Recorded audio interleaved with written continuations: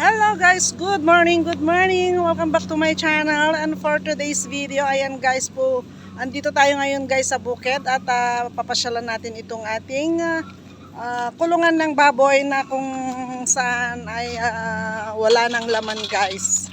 Ayan, so andito tayo ngayon. So ayan guys, pasok tayo dito. Ayan. Ito guys. So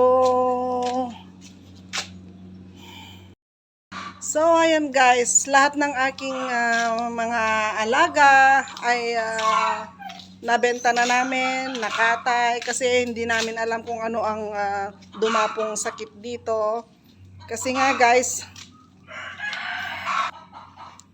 dahil nga siguro sa sobrang init, kung makikita nyo guys, itong aming kulungan ay napakababa. Sobrang baba itong at itong kulungan namin, masyadong mababa siya, so napakainit. So doon na nag-umpisa guys nung nag 45 degrees ang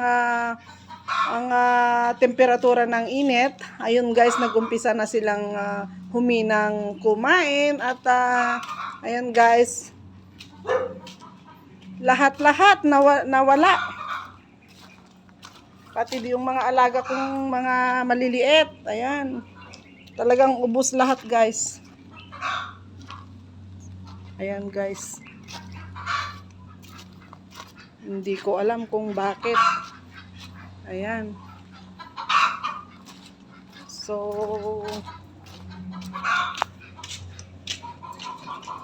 kinatay na namin, tapos binenta namin. Ganun na lang ang ginawa namin guys. Kahit din dito wala, lahat ubos. Makikita nyo guys na talagang wala na kaming alaga. So, yung dito naman yung gagawin ko sanang inahin noon guys, talagang binenta na namin kaysa naman yung madadali sila. So, ayan. So, ayan guys, talagang naubos lahat ang aming mga alaga. So, ang gagawin na lang namin ay itong aming kulungan ay papaayos ko muna itong kanyang bubong para itaas siya guys, para hindi siya gaanong mainit. So talagang sobrang napakainit kasi. So ayan. So ang natirang mga alaga na lang namin ay itong mga pabo.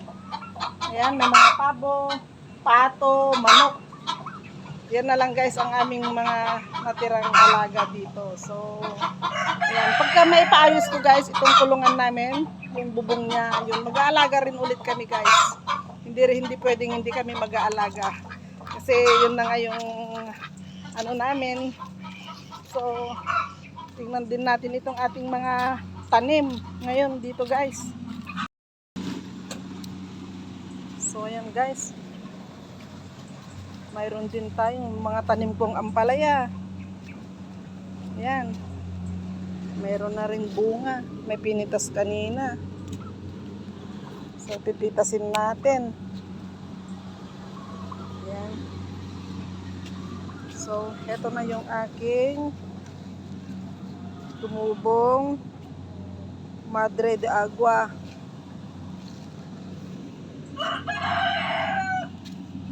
Mayroon din dito. Ayan guys. Ganito pala yung dahon ng Madre de Agua.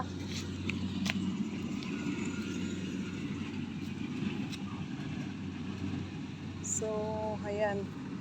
Sobrang baba kasi itong kulungan namin. Kung makikita nyo guys, oh.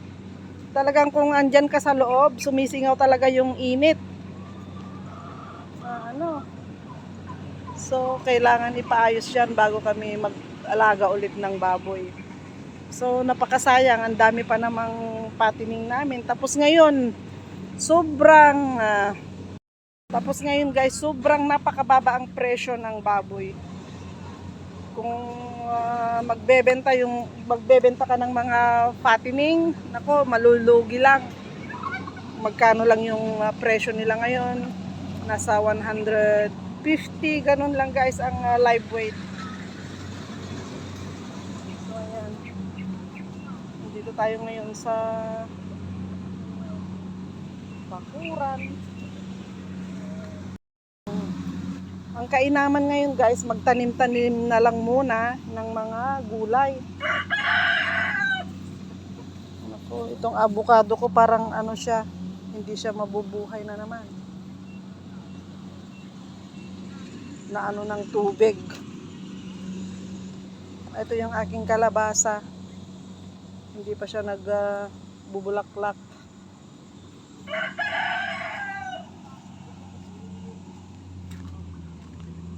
So, ayan, pati itong mga sili.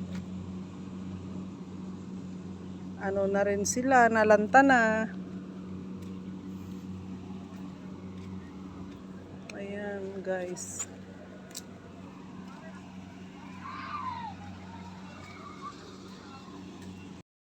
So, ayan guys. So, andito rin lang tayo at nagpapa-reaper kami ngayon. So, punta tayo sa labas guys at tingnan natin yung mga nagre-reaper. So, ah, lahat ng aking mga alagang baboy ay nawala. So, ayan. Wala akong magagawa kundi tanggapin yung katotohanan na wala na talaga. So, ayan. Talagang ganyan ang buhay guys. Ups and down. Ganyan guys. So, better luck next time. Ayan. So, andito tayo ngayon sa mga nagre-reaper. So, ayan sila guys. Ayan.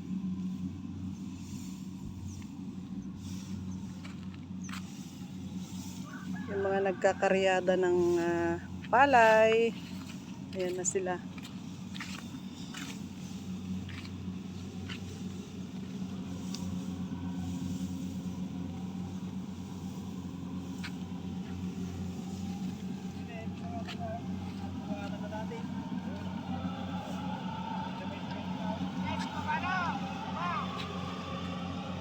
Ayan na.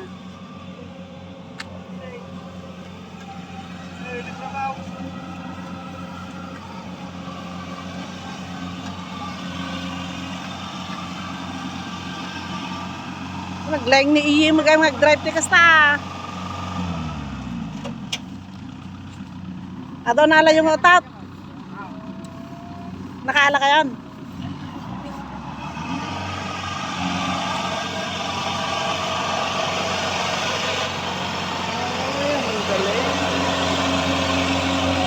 Oh my God!